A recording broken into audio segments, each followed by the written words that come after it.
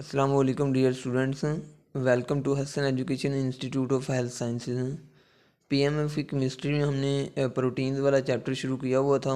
उसमें आज हम नेक्स्ट जो है ना वो प्रोटीन्स के स्ट्रक्चर के हवाले से डिस्कस करेंगे कि जो प्रोटीन्स हैं वो कितने टाइप के उसके स्ट्रक्चर्स होते हैं। तो इसमें सबसे पहले प्रोटीन को दोबारा से डिफ़ाइन कर लेते हैं। प्रोटीन्स का मैंने आपको बताया था कि जो प्रोटीन्स होती हैं these are polymers of amino acids, यानी कि जो प्रोटीन के सब यूनिट्स होते हैं वो अमाइनो एसिड्स होती हैं। अमाइनो एसिड्स आपस में पेप्टाइड बॉन्ड के ज़रिए जुड़ते हैं तो उसके बाद जो है ना वो प्रोटीन्स बनती हैं। तो इसमें प्रोटीन के स्ट्रक्चर्स के हवाले से लिखा हुआ है कि प्रोटीन्स की जो ना वो 3 बेसिक स्ट्रक्चर्स यहाँ पे लिखे हुए हैं, प्राइमरी स्ट्रक्चर, सेकेंडरी स्ट्रक्चर और टर्शरी स्ट्रक्चर। इसके अलावा जो है ना फोर्थ वन एक स्ट्रक्चर होता है क्वार्टरनरी स्ट्रक्चर।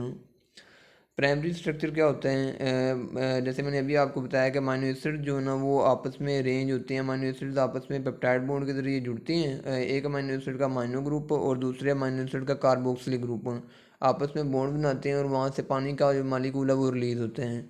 तो अगर तो जो अमाइनो एसिड प्रोटीन बना रहे हैं वो अमाइनो एसिड्स आपस में लीनियर सीक्वेंस में जुड़े हुए हैं, स्ट्रेट चेन में लीनियर सीक्वेंस में जुड़े हुए हैं, तो वो वाला जो प्रोटीन का स्ट्रक्चर होगा उसको प्राइमरी स्ट्रक्चर का नाम देते हैं।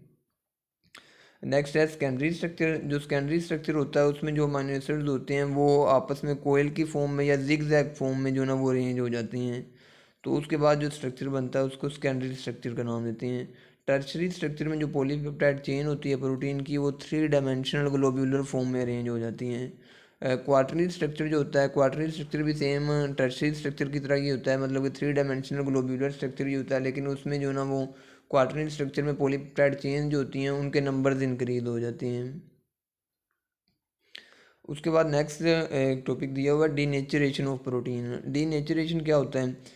मतलब कि एक कोई भी प्रोटीन है वो उसका जो भी फंक्शन वो परफॉर्म कर रही, जैसे एंजाइम्स होती हैं या फिर एंटीबॉडीज़ होती हैं।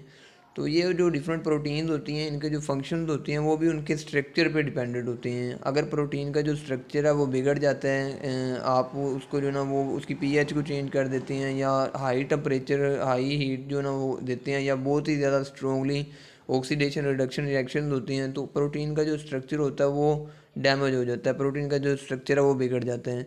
ये वाला जो प्रोसेस होता है इसको डीनेचुरेशन का नाम देते हैं। और जो डीनेचुरेशन वाला प्रोसेस होता है वो इरिवर्सिबल रिएक्शन प्रोसेस होता है, यानी कि आप दोबारा से वो जो स्ट्रक्चर है उसको अरेंज भी नहीं कर सकते। सेम ऐसे ही होता है एल्ब्यूमिन प्रोटीन्स के साथ, जैसे एग को आप जब कुक करते हैं तो वो जो एल्ब्यूमिन प्रोटीन होती है उसका भी जो स्ट्रक्चर है वो बिगड़ जाता है और वो भी जो है ना वो इरिवर्सिबल प्रोसेस होता है।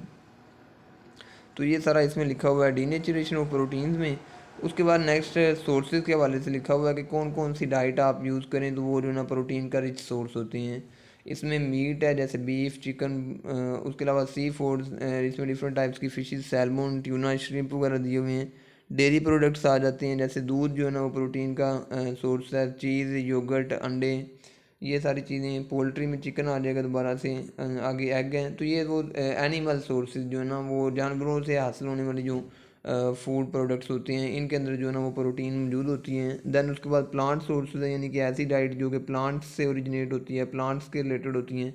उसमें लेग्यूम्स नट्स सीड्स हैं, ग्रेन्स हैं और डिफरेंट टाइप्स की जो वेजिटेबल्स हैं सब्जियाँ हैं उनके अंदर भी जो है ना प्रोटीन मौजूद होती हैं।